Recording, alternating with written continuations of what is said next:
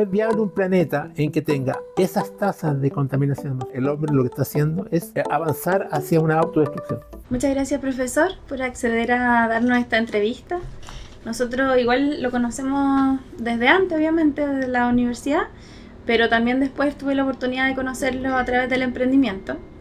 Y bueno, en esta oportunidad la entrevista va enfocada con dos ejes principales. Uno de ellos es conocer un poco de su trayectoria y después que nos contara un poco desde su experiencia con la meteorología, la importancia que tiene el cuidar el medio ambiente como para no afectar en el futuro con el tema del cambio climático. Qué tanto tiene que ver la contaminación atmosférica y ese tipo de cosas. Así que bueno, ahora a partir. Le quiero preguntar, bueno, esto en base a su trayectoria, ¿cómo pasó de ser ingeniero eléctrico a ser doctor en meteorología? Sí, en realidad yo soy ingeniero eléctrico renegado, diría yo. ¿Por qué renegado? Lo pondría de esa forma, porque cuando yo entré a estudiar ingeniería eléctrica, que fue el año 70, 68 y 69 plan común, y a fines del 69 tenía que decidir qué hacer. Y no tenía ninguna idea, no tenía ninguna predilección. Un poco me inclinaba por ingeniería matemática, pero no me convencía tampoco mucho. Así que finalmente tomé una decisión basada en un criterio que a lo mejor era absurdo, pero porque no tenía ninguna predilección.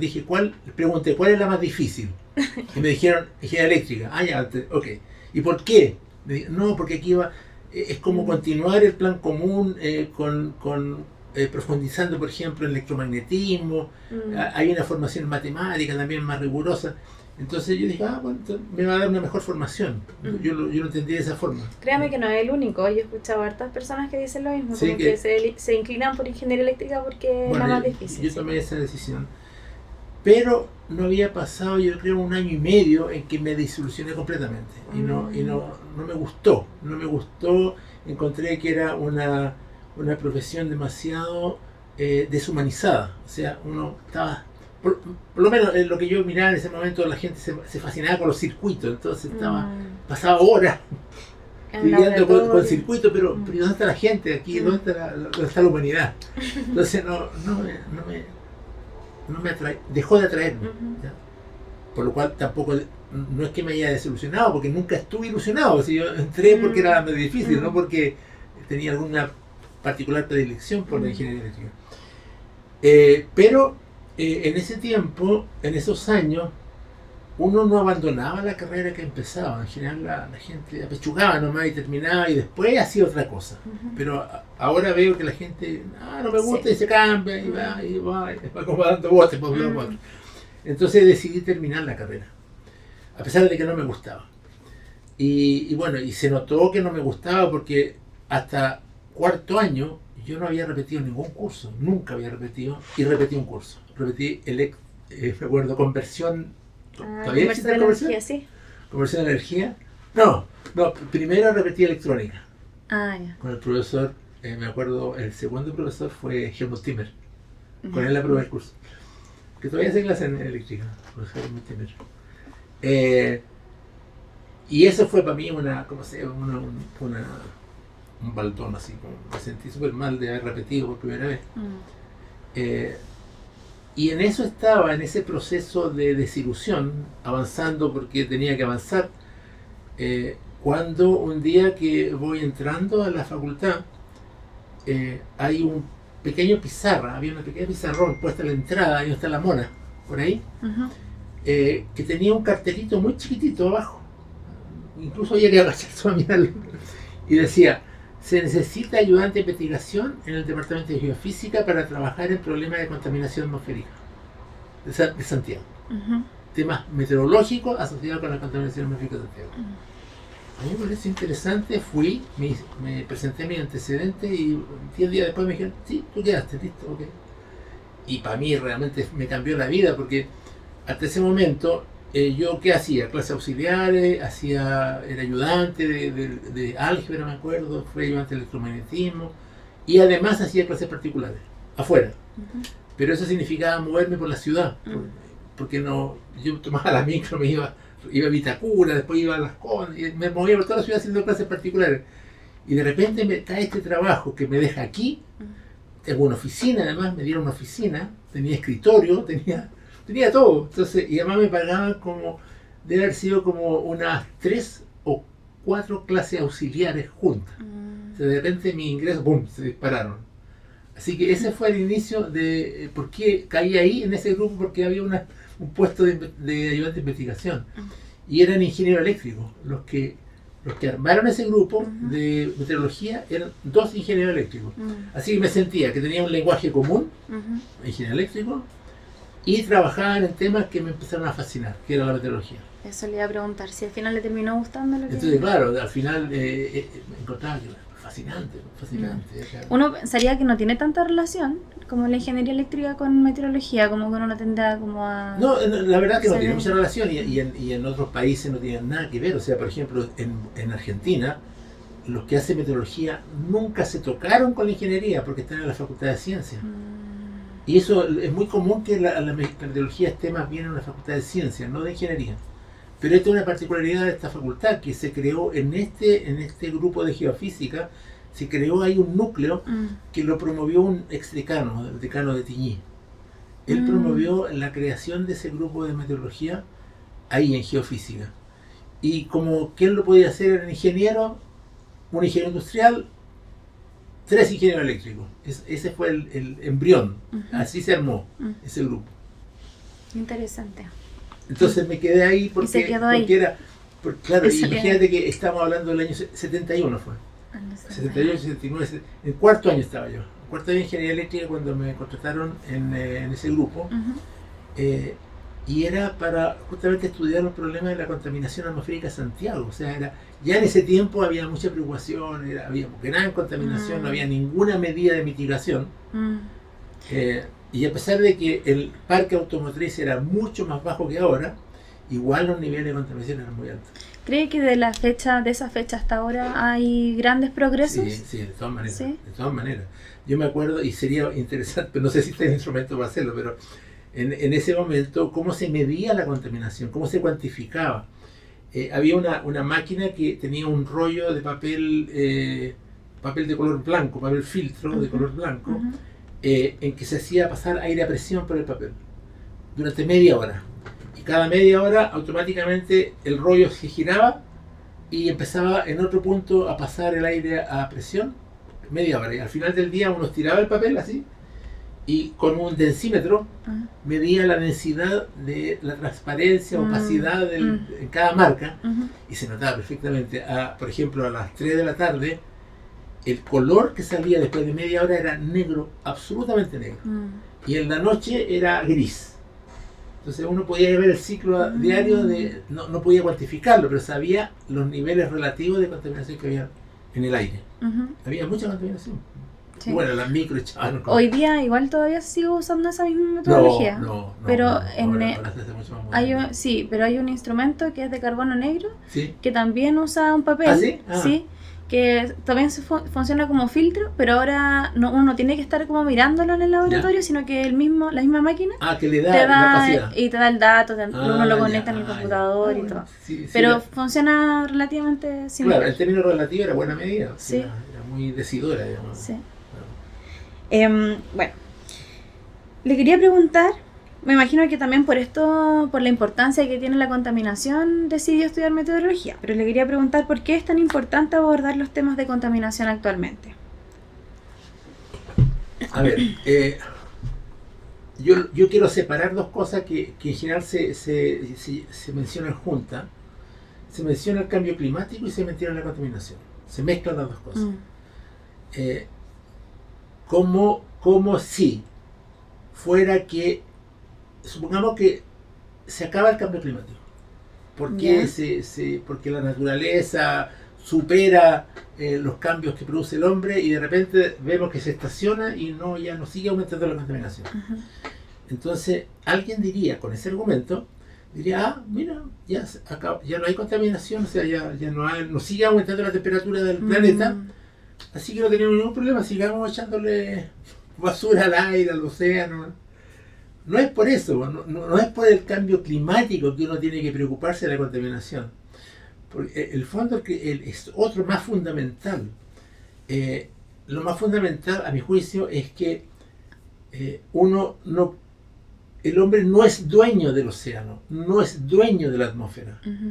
Y por lo tanto tiene que asegurar que las futuras generaciones, hijos, nietos, bisnietos y todo lo que vengan después, puedan tener un ambiente en el que vivir.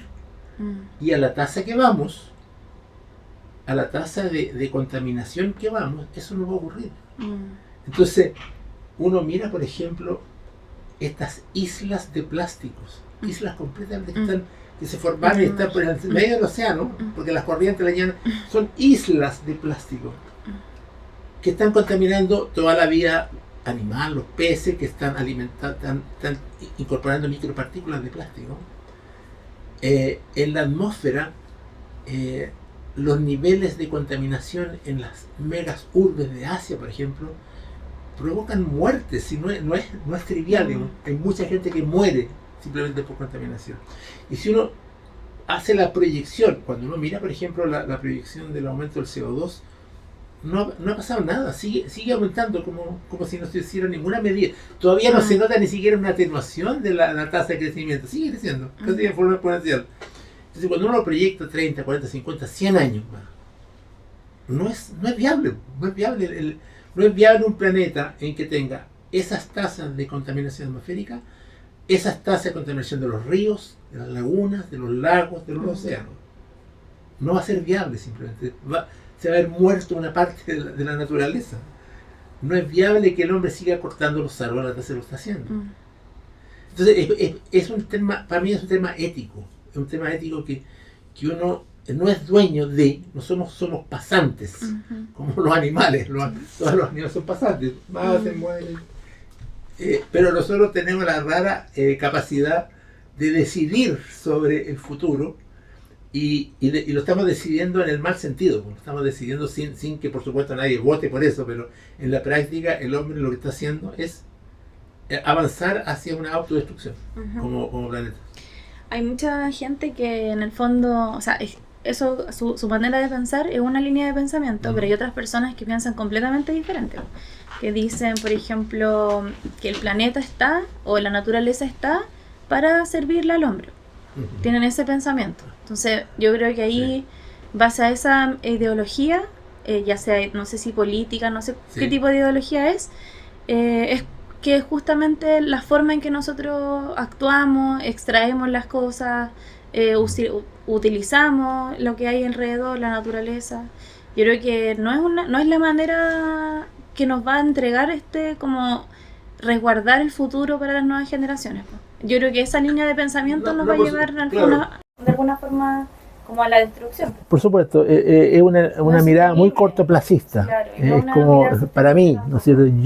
Yo me beneficio y quiero beneficiarme al máximo de la naturaleza, y que me siento libre de extraer todo lo que quiera, explotarla todo lo que quiera, sacar todo lo que me convenga, sin pensar en nadie más. Exacto, así mismo. Bueno, nosotros en Blumo nos estamos preocupando actualmente por dos contaminantes ambientales que vendrían siendo contaminantes atmosféricos, que son el material particulado, que es un contaminante de vida corta, y el carbono negro o hollín.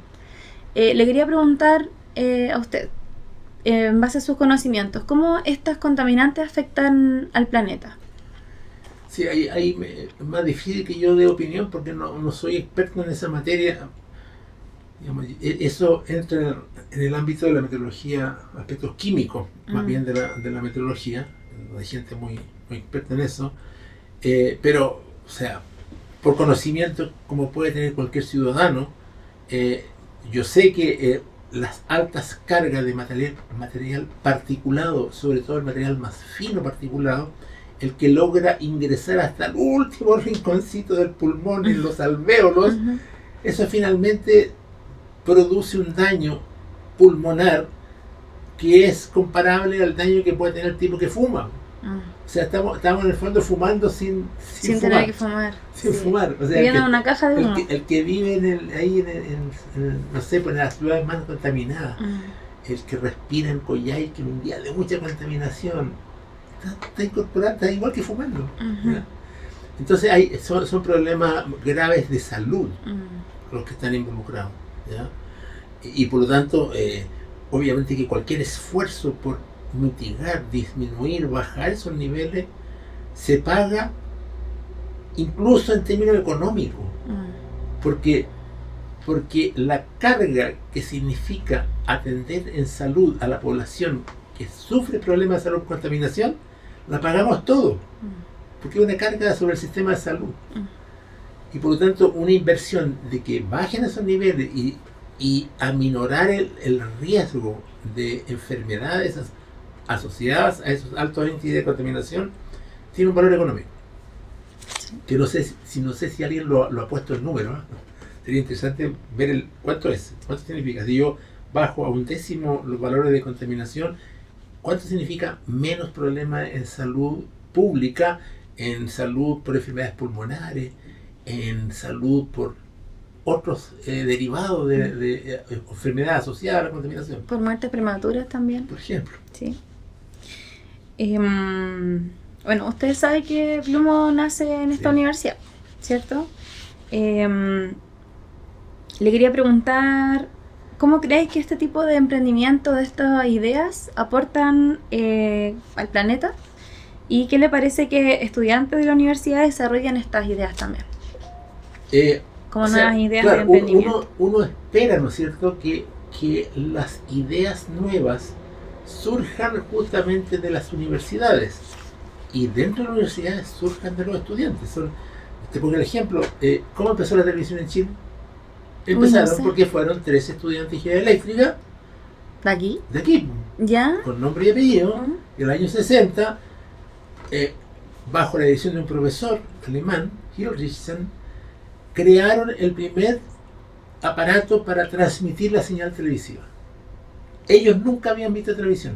Ellos no conocían, la habían visto por película, pero ellos nunca habían visto televisión. Así que imagínate, para ellos de repente mandan la señal de un lado a otro y al otro lado aparece la señal de televisión. De repente, ¿por qué esa historia no se cuenta más? Toda esa historia se desarrolló en el 3er piso de física. Yo sé exactamente dónde está la oficina que tenían ellos. ¿Los conocía? Yo los conocía a los 3, claro.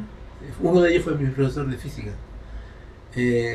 Hay una placa arriba en el 3er piso de física que dice: aquí funcionó el primer estudio de televisión de la Universidad de Chile, el Canal 9, ¿ya? Y hay fotos, ¿no? Y esos eran estudiantes que hicieron su memoria haciendo estos diseños del primer equipo de transmisión de señal televisiva. Cada uno hizo una componente distinta y así se titularon.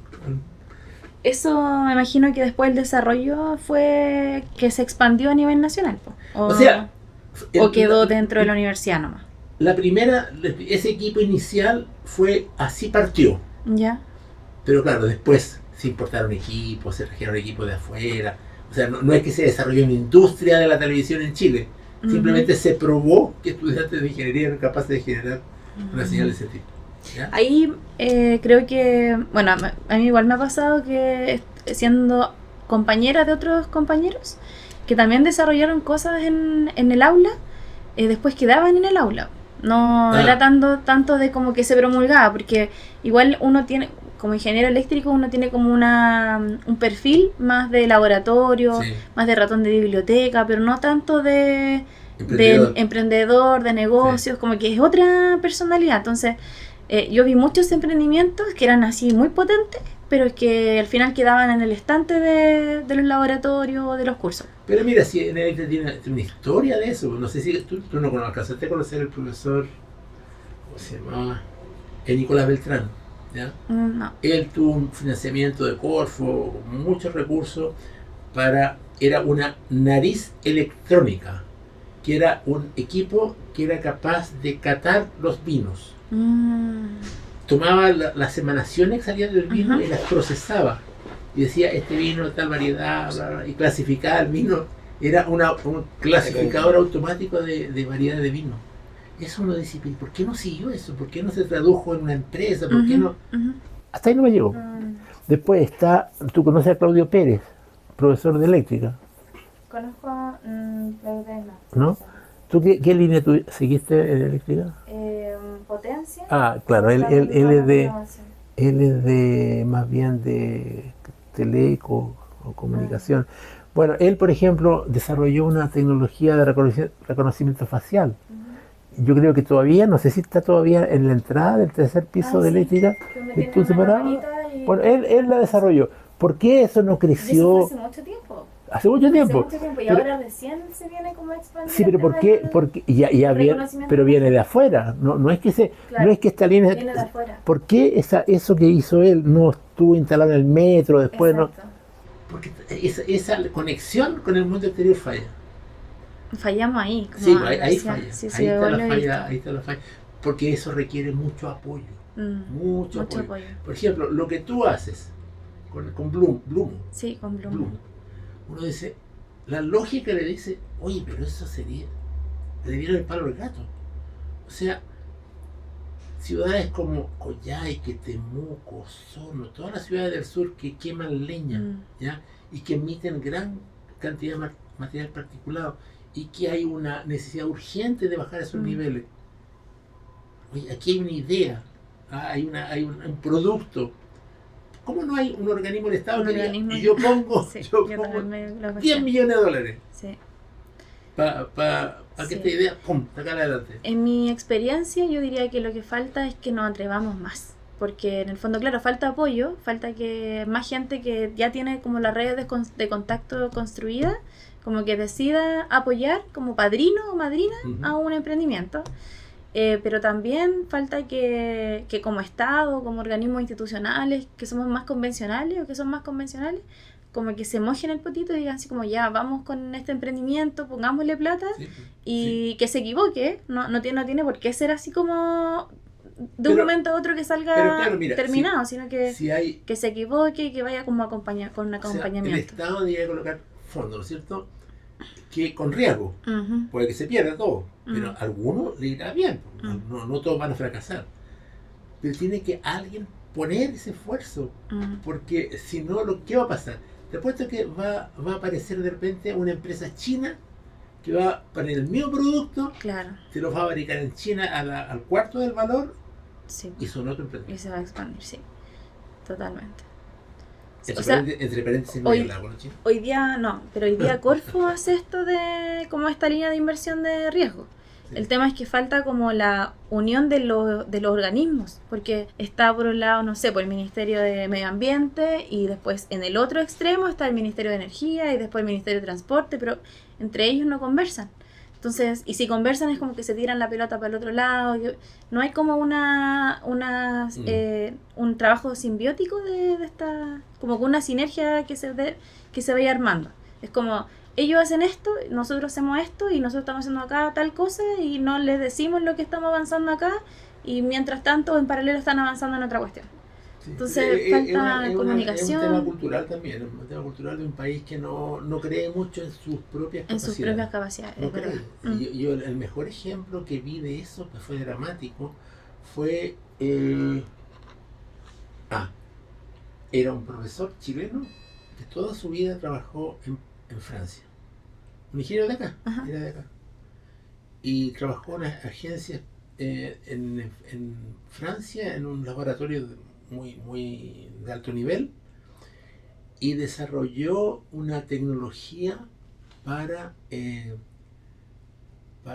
medir la calidad del cobre en los procesos de fundición. Es re importante eso. Cuando tú compras cobre, dice, de cobre tiene 99% de refinamiento. Ya, pues certifíquenme lo que tiene 99%. ¿Cómo sé que es 99%? Y ellos le dieron una forma muy clara, muy segura de hacer esa medición. Bueno, él se vino para acá, porque Julio allá se vino para acá, y dijo, ya, voy a usar esta técnica, así la voy a hablar con Corfo. Fue a Corfo, y yo, nosotros cada vez que necesitamos algo, nosotros pedimos a los mejores del mundo, vamos a los mejores del mundo, le decimos, mire, tenemos este problema, resuélvalo. No confío en las propias capacidades que hay en el país.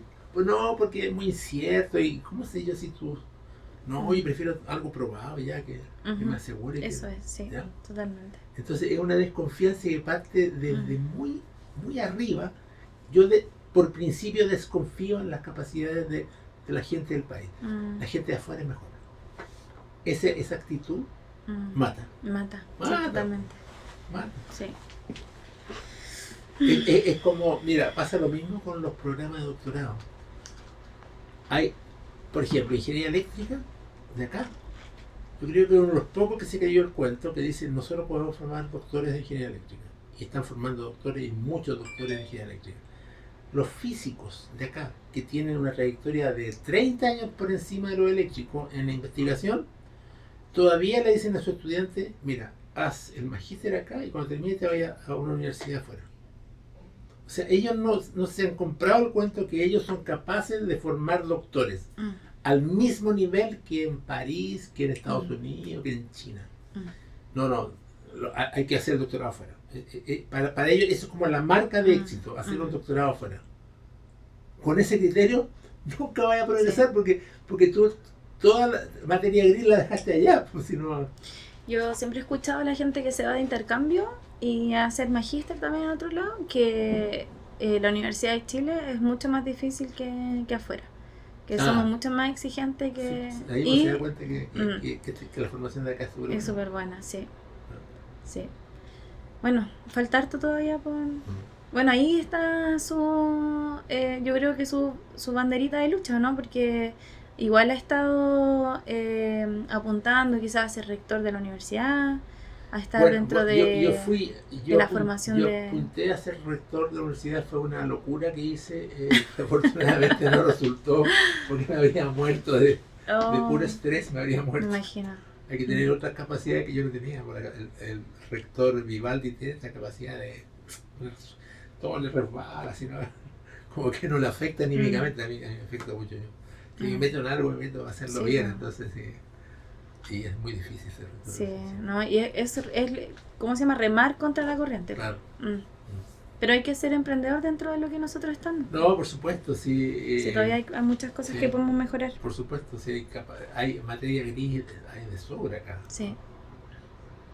Mira, se está abriendo ese gran mega proyecto, que es gigante el proyecto es Andina con Lofronce. Sí. ¿Conoce ese proyecto? Sí. Andina lo conoce. Que es el mayor proyecto minero, creo que es el mayor en Chile, pero lejos del mayor de la región metropolitana, que va a estar aquí. Sí, va a estar cerca. Muy cerca.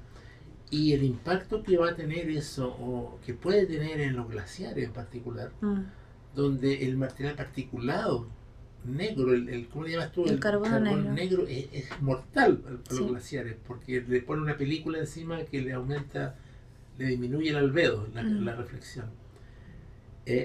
Ahí si se logran meter con estos filtros, de modo que todas las faenas que emitan humos, que son básicamente maquinarias, excavadoras, no sé, o camiones,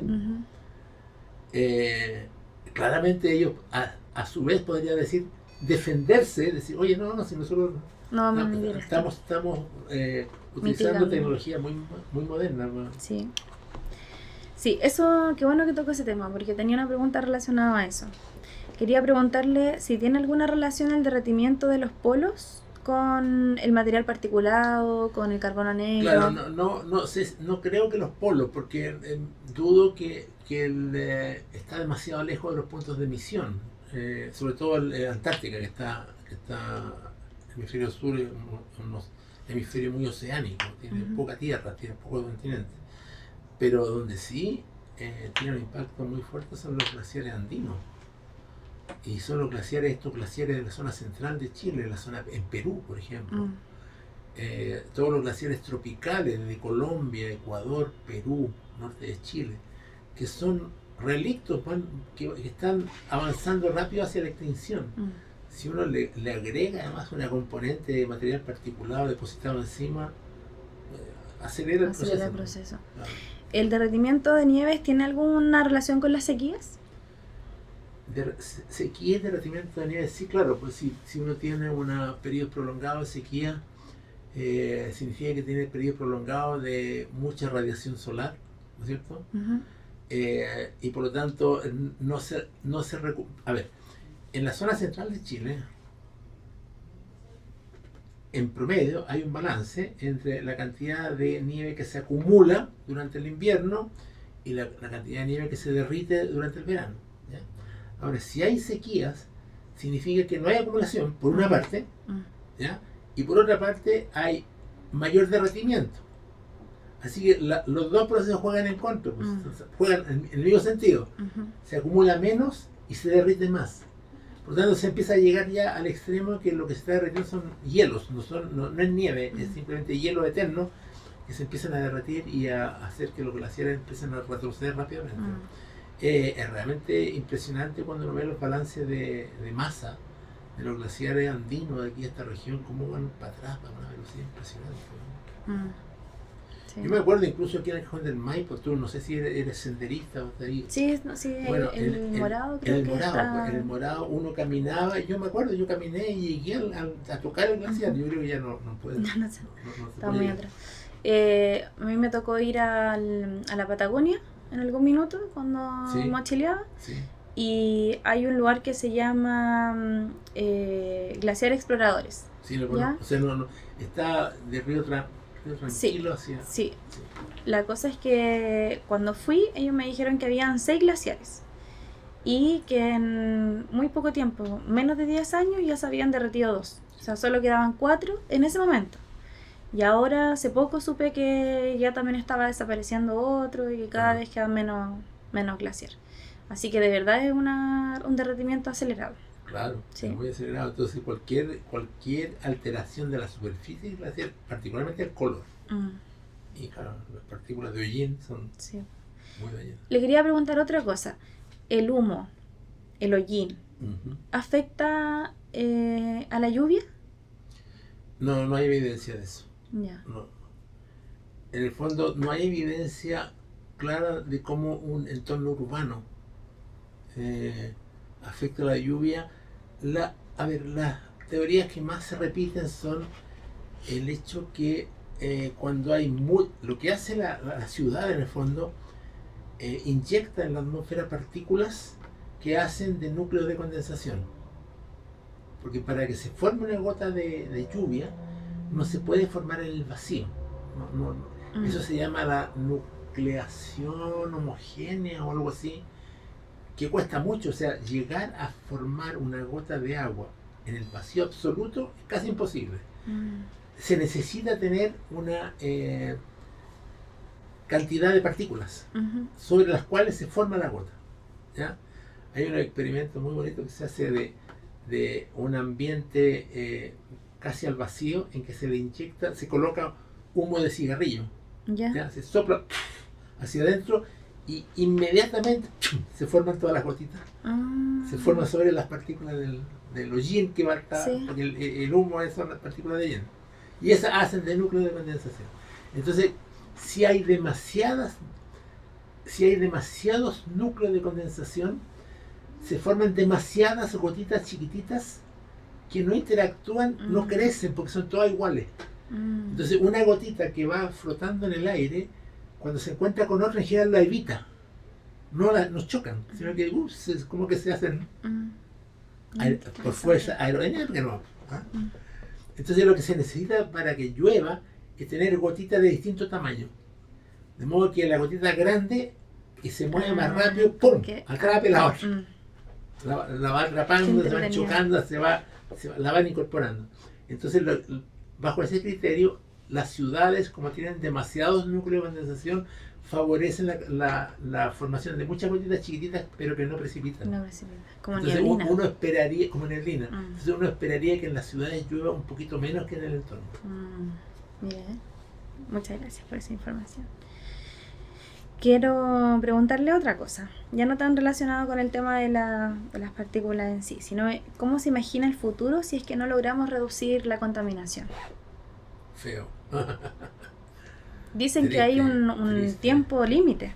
De hecho, no sé si has escuchado eso, pero bueno, que hay se habla de si no se detiene el proceso, se puede entrar en un... Porque estos son fenómenos no lineales que de repente se empiezan a autoalimentar y a crecer y a crecer y a crecer. Entonces, no sé si entraremos en algún momento en esa fase en que la atmósfera se vuelve loca, pues empiezan a producirse realimentaciones negativas, que a lo mejor hacen aumentar la frecuencia y duración de la sequía, hacen aumentar la intensidad de los sistemas frontales, produciendo... Entonces hay una translocación del clima que puede ocurrir. Igual se está viendo algunas como situaciones medias locas, no tan esperadas. Claro, lo que pasa es que hay que saber también distinguir. En general la prensa es muy exagerada y cualquier cosa la multiplica por 10. Entonces habla de huracanes cuando es un sistema frontal más intenso, pero no un huracán. Uno no usa la palabra huracán aquí en Chile, pero la prensa le trata de colocar, de colgarle terminología así como que asuste, porque ellos venden asustando a la gente.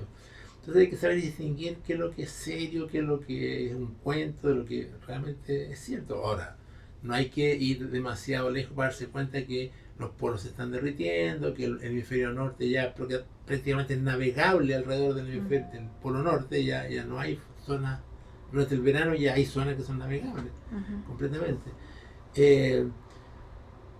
Entonces yo me imagino un futuro más complicado, mucho más complicado, donde incluso las relaciones entre países empiezan a ser afectadas, porque la gente empieza a luchar por cosas, por el agua, por ejemplo. El agua empieza a ser un motivo ya de disputa. Bueno, ya lo tenemos nosotros entre Chile y Bolivia, que se está disputando los manantiales, el Silala, ese río que pasa por los dos lados.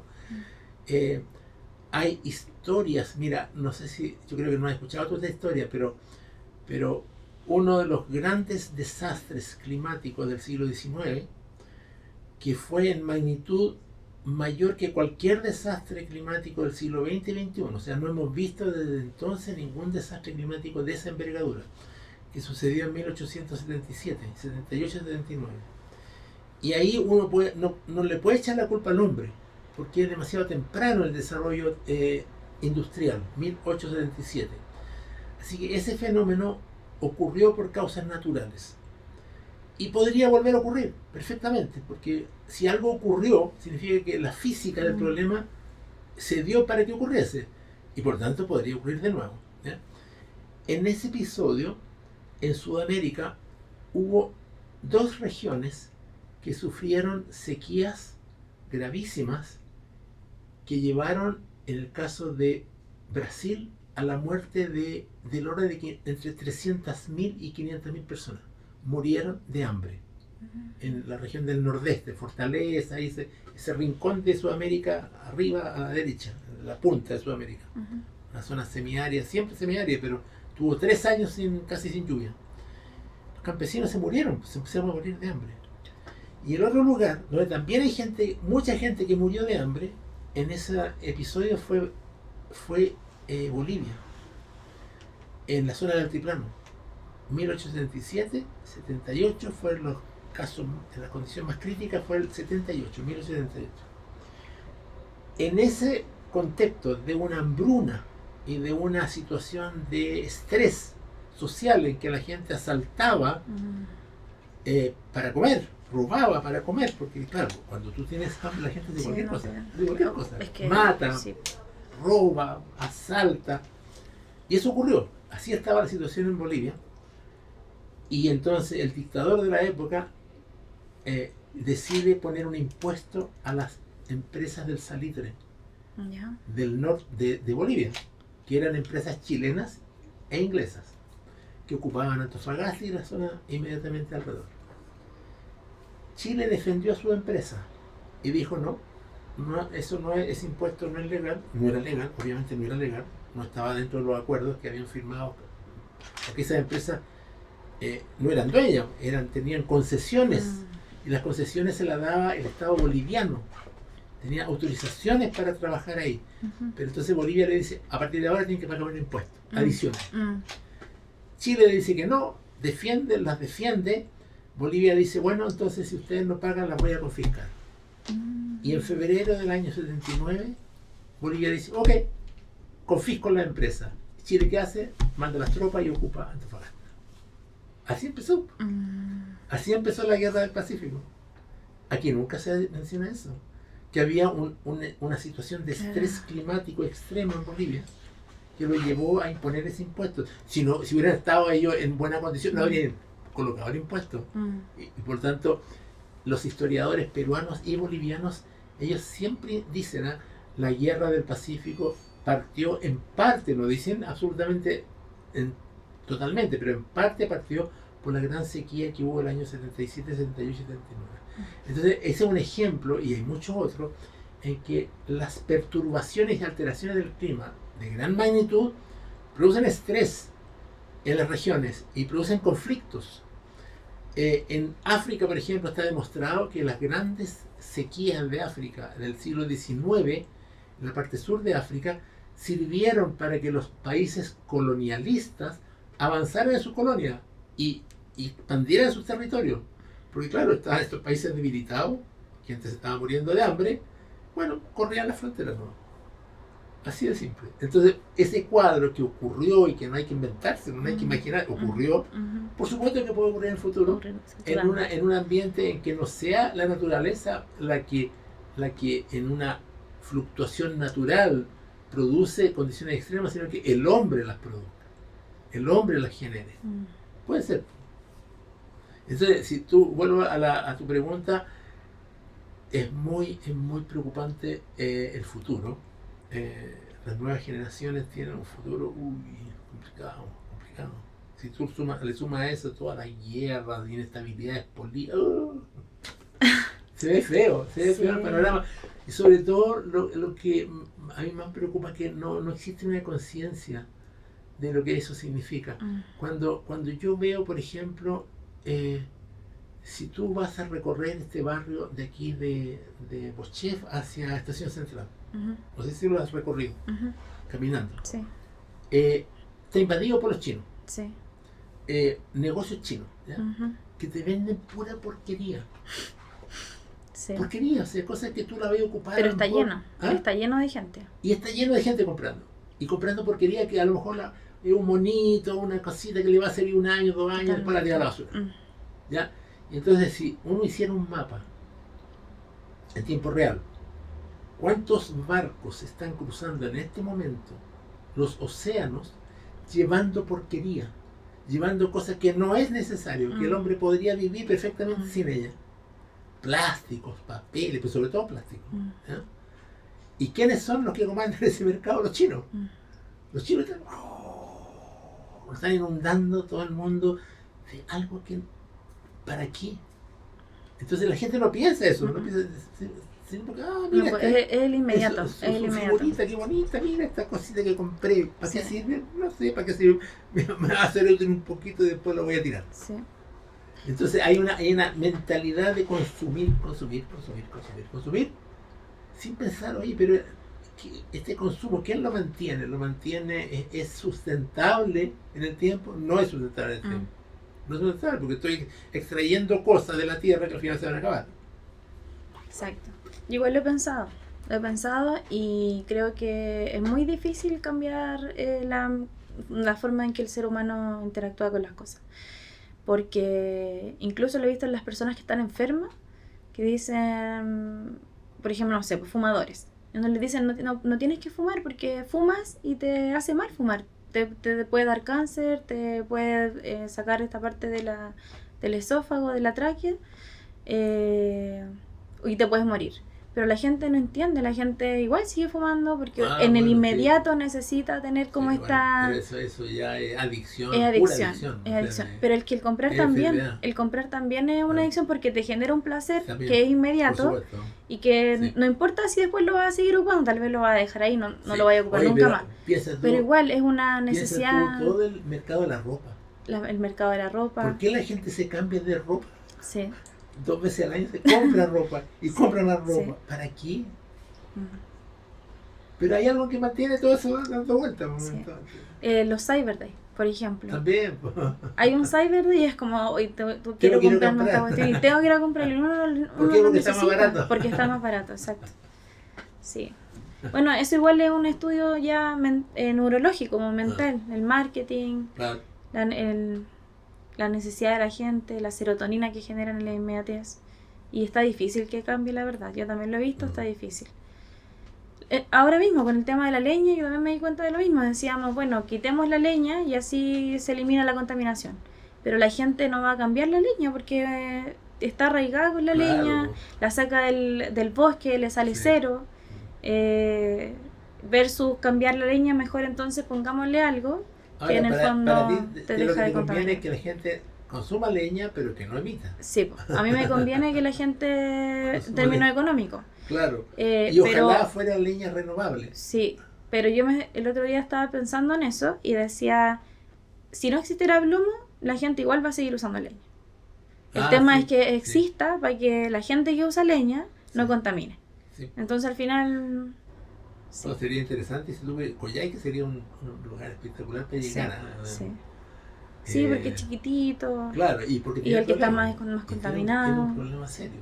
Entonces, ahora, probablemente uno buscaría en ese caso Coyhaique, por ejemplo, uno buscaría que hubiera una subvención, o sea, que el producto fuera subvencionado por el Estado. El Estado subvenciona este producto por su eficiencia para que la persona lo pueda comprar, ¿ya? O sea, que le resulte atractivo comprarlo. Como lo que pasa con el recambio de calefactores, que es un proyecto que está subvencionado. Claro. La gente paga como 30.000 pesos por una estufa pellet y te cambian la estufa por una estufa pellet. Sí, pues yo he visto el Estado se pone a decir. Yo sé, por ejemplo, que en las poblaciones de acá de Santiago, las más pobres, hay proyectos estatales que permiten que la gente le cambie, por ejemplo, todas las ventanas, o le cambien el techo, se lo pongan, le aumenten aislamiento del techo, casi le renueven la casa, a costo casi cero. O sea, son subvenciones grandes del Estado. Entonces, en este caso, en que hay afectaciones de salud graves, afectaciones ambientales graves, ¿cómo no arma un discurso para ir a sentarse? Pero también tendría que tener un apoyo del Estado y diga, ok, por cada unidad que yo venda, el Estado se coloca como subvención tanto. Y la región se coloca con una parte. Sí. Me gustan mucho sus historias. Creo que tiene muchas historias para contar. ¿Quién? Usted. Ah, sí. Sí. De hecho, creo que, no sé si usted se graba, tiene como algún canal o algo así. No. Debería tener un canal, como de contar estas historias. Son muy interesantes porque uno no suele, o sea, claro, hay mucha gente que lee y se sabe la historia, sobre todo los historiadores, pero la forma de contar y mezclarlo como con física, con ciencia, con ingeniería, es como lo que hace que sea diferente. Así que lo invito a que haga... Sí, que se compre uno de esos, así como un trípode, lo pone en su escritorio y empieza a contar como la historia de cuando la hambruna en tal época. Están haciendo ahora una serie, lo está haciendo la comunicación de la facultad, que es contar historias sobre la facultad. Rincones en la facultad. ¿Qué pasó aquí? ¿Qué pasó aquí? Por ejemplo, lo de ¿cómo se llama? Las catacumbas. Que abrieron la otra vez también. Una historia de las que es protagonista. Pero grabamos una sobre la mona. ¿Ya? Grabamos otra sobre la terraza, la historia de la terraza. Que tiene mucha historia esa terraza. ¿Cuál es la historia de la mona? La mona, la figura femenina esa. Sí. ¿Cómo partió? Partió como un regalo de alguien del Instituto de Ingenieros, que cuando se inaugura la facultad resuelven entregarle ese regalo que era una figura decorativa que se compraba por catálogo. Uno había unos catálogos en Francia y uno miraba, ya esta mona. Tenía varias opciones, tamaño. Eran muchas, no sé si cientos de figuras. Habían animales, leones, habían mujeres, pero así como egipcias. Y eligieron esa. Pero es una de muchas que eligieron y la regalaron, ¿ya? Y después con el tiempo se cayó. Se le quebró el brazo. Entonces la sacaron de la circulación hasta que un académico, el director de física, dijo, oye, pero ¿cómo la tienen abandonada? Así que en el taller de física le soldaron el brazo, se nota el brazo que está soldado. y la reinstalaron en física, no allá, sino en física. Y ahí estuvo mucho tiempo, y ahí se crearon los mitos de que era una virgen milagrosa. Y le pegaron cartelitos, y le pegaban... Todavía existe Sí. de mármol, le dice, Sí. gracias Virgencita por haberme ayudado a probar electromedicina. ¿Ya? Y después otros empezaban a pegar más plaquitas, Sí. al final estaba llena de mensajes. Yo me acuerdo cuando entré a la facultad que te decían, me acuerdo que mis compañeros Sí. decían, tenéis que pegarle en el poto a la Sí. mona porque si no, no pasáis la carrera, Bueno, no sé, así. después, Así que obviamente todo el mundo le cuando pegaba. cuando se llevó allá, o sea, el terremoto del 85, se sacó de física, porque el edificio quedó muy dañado y hubo que acondicionarlo. Ujú. Se sacó de física, se le sacaron todos estos colgados que le habían puesto los estudiantes de las plaquitas, Ujú. y cuando se reinstala el edificio nuevo, perdón, el edificio principal después del terremoto, se resuelve cambiarle la G por la J, ingeniería, era Ujú. decía G y se le puso J, como era originalmente, y reinstalar la figura, esa figura decorativa.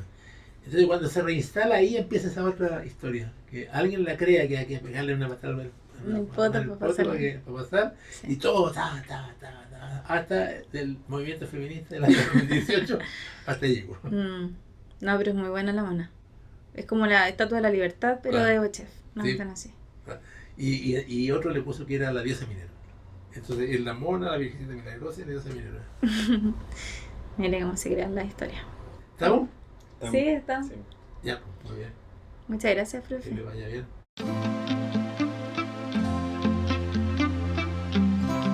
No es viable un planeta en que tenga esas tasas de contaminación. El hombre lo que está haciendo es avanzar hacia una autodestrucción.